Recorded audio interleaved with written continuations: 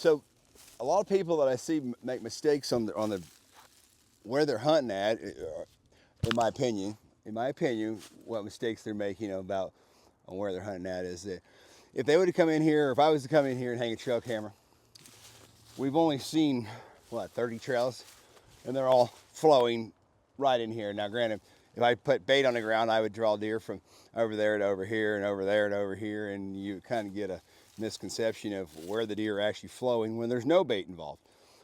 But we came up the hill from all these trails that we've seen coming out, and we, sorry about that, we see this bedding area tucked in here that's got a old roadway that's raised, so blocks from north wind, timber all the way around it. So all three sides protected for wind. Going to be full sun because it has enough area inside of it to be full of sun. So you're going to have full sun for the majority of the day, if not all day, if you bed in the middle of it.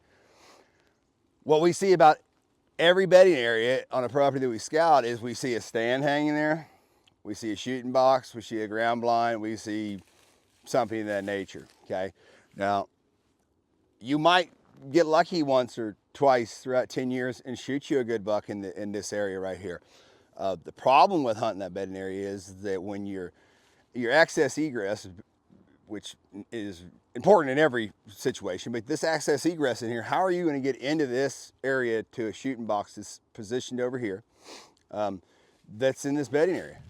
You're going to crunch, cronk, break every stick on the way in here, coming through the timber. The road's over there. If you're going to hunt this bedding area, I would do it right off that roadway where they didn't know you coming in at, but I wouldn't hunt it anyways. I would hunt the trails out and in, or however that would work there. Out and in is what I would hunt. The in between, so get in between their feed in the bed, hunt that if you can. There's feed on the south side of this bedding area. There's feed on the north side of it. There's feed on the west side of it. If you can't get in between it, which I don't see from us approaching this from the south and driving and then coming in from the north, I don't see any reason why you would need to be back in here. Don't go back into the heart of where your deer activity is and disturb it. Stay on the fringe and observe. And then if you need to push in, you'll know that by the activity you see by spending the time in the stand or running your trail cameras without bait. And I say without bait because don't pull them off their normal trail. When we use our bait here, we're baiting. When we use our bait to hunt, we're baiting to pull deer in. We're baiting to pull deer out of the bedding area to an area where you can shoot them without disturbing the rest of it. Or for our instance, in this property here, we're marketing it. All we need is the most photos of the biggest bucks we can to show you guys so that you can go and have a chance of purchasing the land.